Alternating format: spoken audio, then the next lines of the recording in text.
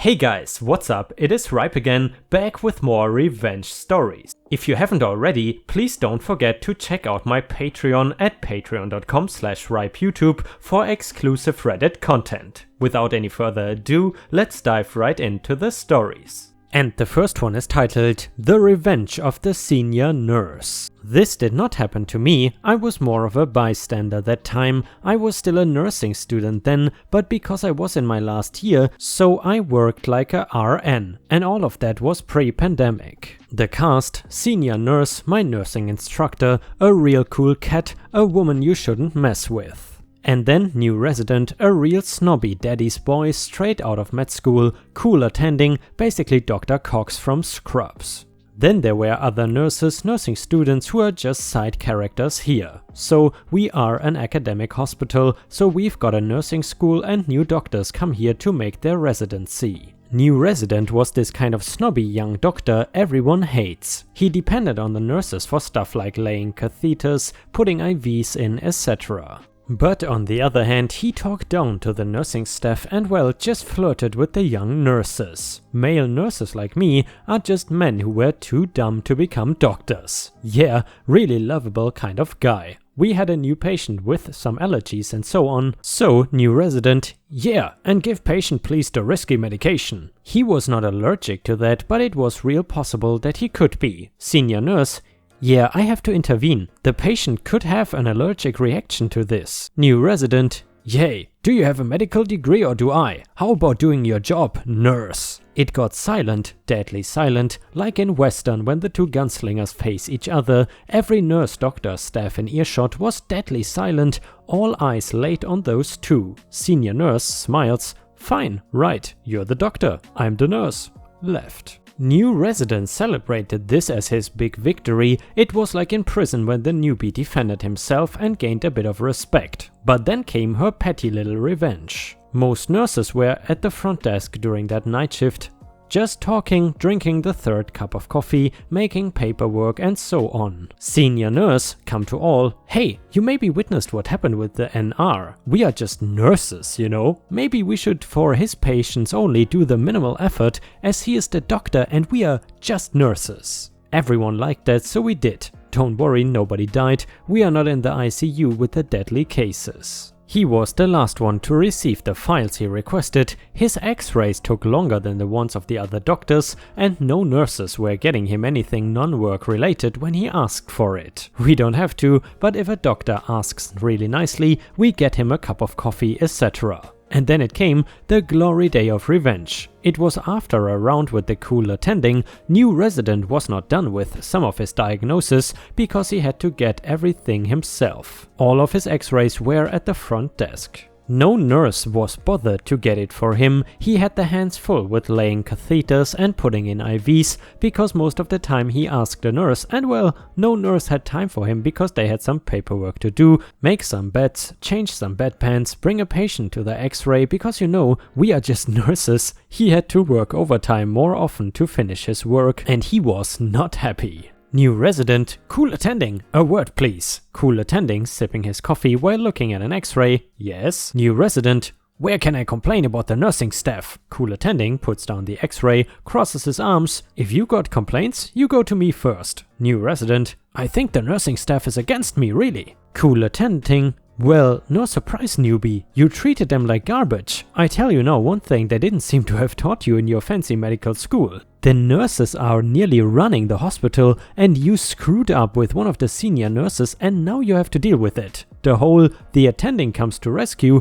ended after med school, you understand me? New resident, he looked like that shocked Pikachu meme. While that, nearly the whole staff was watching this. Senior nurse was pleased. New resident came crawling to apologize to her later that shift. Now he doesn't get the minimal treatment anymore, but not the maximal treatment like cool attending. He's still a little a-hole, but senior nurse taught him a valuable lesson. Don't mess with the nurses. Or guys, in a broader sense, never look down on people who, in your opinion, for some reason or another, are of a lower rank than you. It can seriously backfire and bite you in the butt. Just treat everyone fairly and you should be okay, at least in my opinion.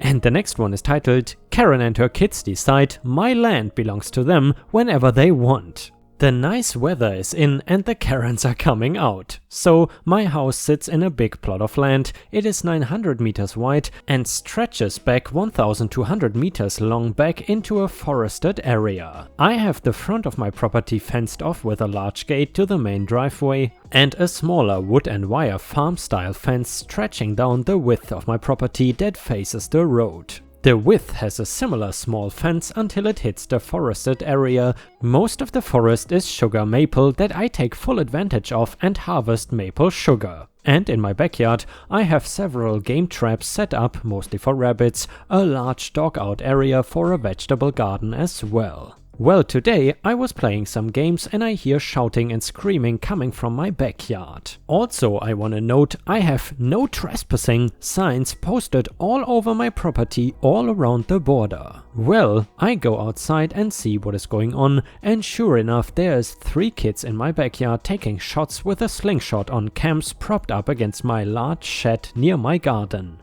Well, I go out and tell them it is time to go, it is private property that they are going to damage my shed and it is a really bad place to play. There's a park not too far from my house. About an hour later I got a knock at the door from their father. That man had nothing nice to say. I had no right to tell his kids to leave that, it's all public land, if they can access it they can use it. Again, I have a fence around my property with no trespassing signs. Also at my front gate I have an intercom. This guy jumped my fence instead of using the intercom to annoy me. I know because on my camera I can clearly see his car parked. The guy had been standing there yelling for several minutes. I only opened my main wood door a little to see him, so there was a glass door separating us. I told the guy to leave, that he and his goblins were very lucky that my dog was not out. He is a guard dog. The guy just told me to shut my witch face up, that I am a liar POS, that he and his kids will use the property anytime they want. So I just decided to show him why it is a bad idea to come on my property. I open my big wooden door so he can see my 160-pound King Shepherd ex Marima sitting there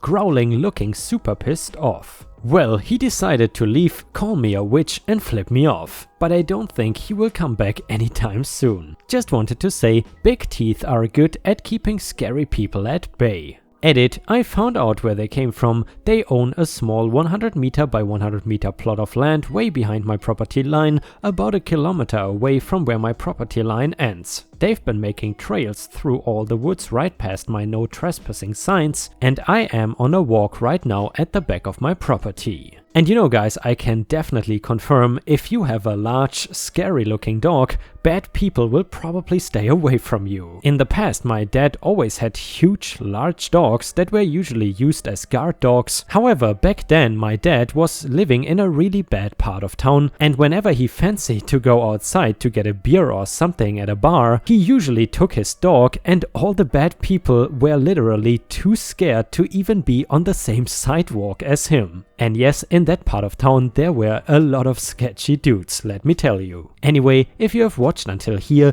I would really appreciate it if you could like the video, so maybe we could reach 1000 likes, which would be absolutely amazing and help me tremendously. Thank you so much in advance.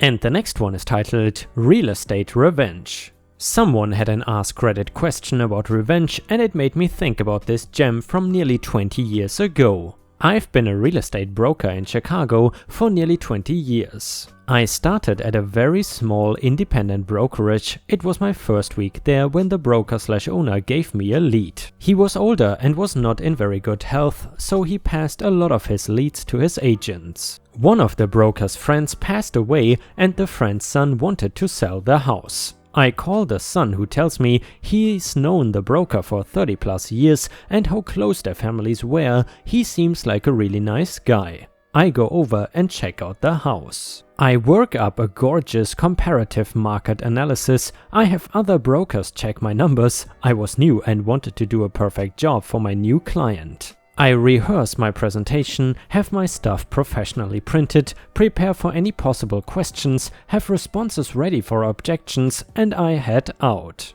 I dazzled this guy with my presentation. He likes the $135,000 list price I recommend. He is fine with the commission, he has no objections, but he asks me to give him 2 months to clean out the house, give his siblings a chance to go through everything, and then repaint. Now, I know how to handle this, but at the time, I just said I would call him in 2 months to get it listed. Bad move, but I trusted him because he and deceased father were so close with my broker. I didn't expect what would come next. 3 days later, I am driving through town and I see a "For Sale by Owner" sign in the yard. That is when I realized that I wasted several hours doing work for him and he completely bluffed me and used me. I didn't call him back then. Nowadays I wouldn't either, but that is only because I'd have the listing before he had a chance to put that FSBO sign in the yard. Experience counts for a lot. Anyway, my broker was at City Hall about 5 to 6 weeks later paying for transfer stamps when he just happened to notice in the registry that the previous customer was the son. The son had just paid for transfer stamps earlier, which essentially meant that the house had sold. I waited until the prescribed 2 months and called the son for my revenge. I played stupid and the conversation went something like this, and I talked fast so I could get the whole thing out before he could cut me off and tell me he sold it. Me: "Hey Len, it is Misery over at ABC Reality. I figured I would give you a call to see if you got the house cleaned out and repainted, because I had a relocation company to call me with info from a doctor looking to move to the area." When I talked to the guy, I thought about your house and mentioned it to him, since it is only 2 blocks from the hospital where he's going to be working, and I told him how nice it was. He basically told me to make you an offer sight unseen.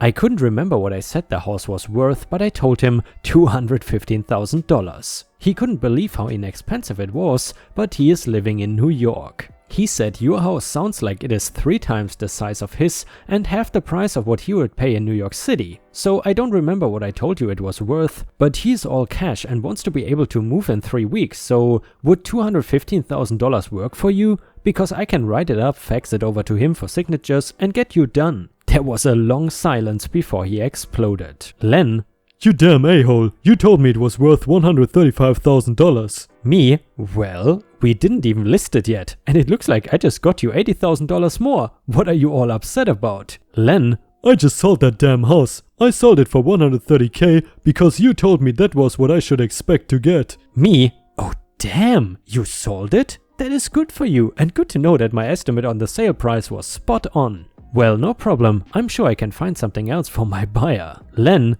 "F your buyer, I want $80,000. Me: "I don't know where you are going with this. You sold your house for a price you were happy with. I just happened to get an out-of-towner on a fluke who was willing to pay more. But hey, you sold it and you got fair market value, so you did great." Len: "F you prick, I want that $80K. Me: "I've never heard of this before, but if you can get the house back, I can talk to my buyer and see if he will wait for you to close again. I don't know if that's even a possibility." Len: "No, you're going to pay me $80K. Me: "Well, that's not going to happen. I can just hire a professional appraiser to show that you got market value for the house. My mistake was quoting my buyer the wrong price, not you." Len: "You can expect to hear from my attorney." Me: "That is fine, but I'm going to have to let you go now, Len. I've gotta get over to your old house to see if the new owners would be willing to give me a copy of their appraisal and see if they might want to sell it for a quick profit. Do you know if they moved in already?" Len: "Mother trucker." And that is when he slammed the phone down.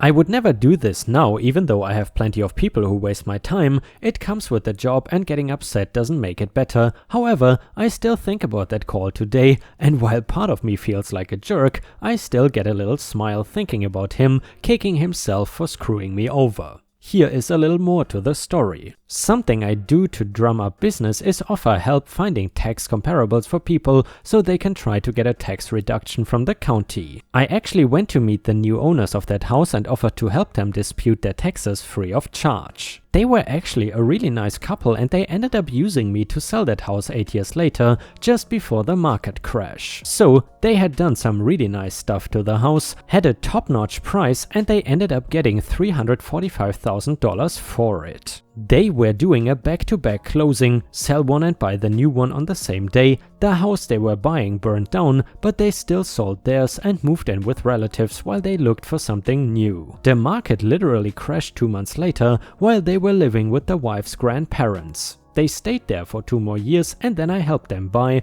a huge 4,000 square foot foreclosure for $130,000. New construction that hadn't been completed, just needed trim, a garage, some light fixtures and a kitchen, which they were happy to install on their own considering the price and location. It's currently worth about $550,000 since that area is just booming again. They have been very happy with me and have sent me a few referrals. As a side note, I told them about Len, a very watered down version that didn't make me look like a dick, and they happily gave me a copy of their appraisal just in case he decided to call a lawyer. They said he was a jerk to deal with and got into a huge fight with his siblings at the closing, saying he should get $20,000 more because he had to handle the sale, and that is what the realtor would have charged. But no, since his dad was close with my broker, we were only charging him 4.5%, which is $5,850 on $130,000. So, did he ever call a lawyer? Yes. About a year later he called the only lawyer he knew, my broker's brother. The brother talked to my broker, who then talked to me.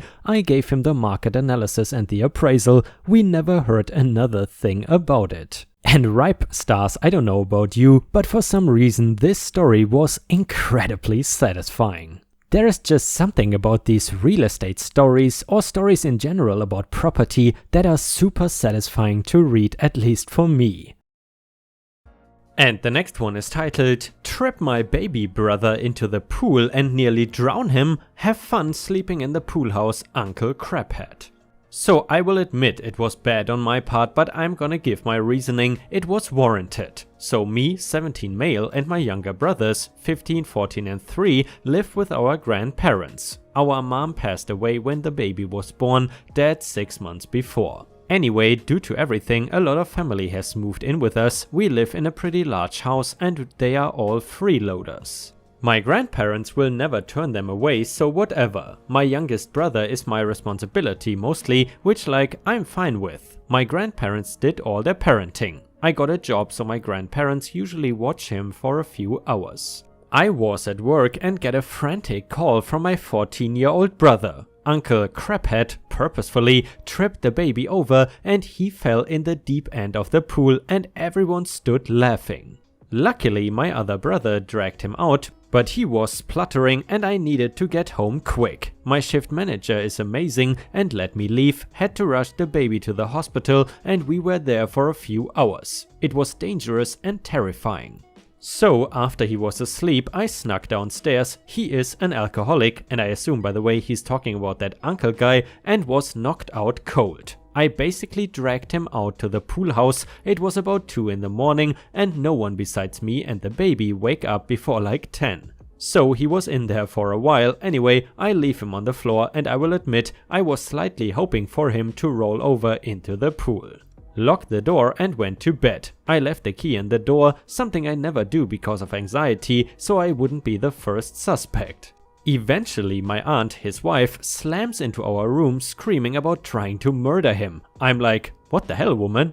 We are all called down, yada yada. Now my nan points out that it obviously wasn't me because the key was still in the door. They immediately go to blame my brothers, but I pointed out that they were in bed by 9 because I tucked them in. And yes, even the older two, losing both your parents in 6 months does that to you. They've been arguing all day. Who put him out there? It obviously wasn't any of us. I'm not really sure how they skipped over questioning me so quickly. After all, I lock up every night. I was the only person genuinely angry at his actions. He is pretty sick now with a nasty cold. He's been trapped in his room and the baby is really wary of him now, so that is actually pretty good. Either way, I am taking the boys to McDonald's for dinner. This was not the most climactic, but it sure felt good to me. And guys, with this we have reached the end of the video. However, if you cannot get enough of my content, then please check out my binge watch playlist, which you will see on the left side of your screen, which will entertain you literally for days and probably weeks to come. Listening to that playlist is very much appreciated because it also helps my channel tremendously. In addition, if you still cannot get enough, I would suggest to check out my Patreon at patreon.com/ripeyoutube for more exclusive Reddit videos and early access to my daily content. Thank you so much for your awesome support daily. I am very grateful that you are here every single day. Without you, I would not be able to do this. Thank you so much.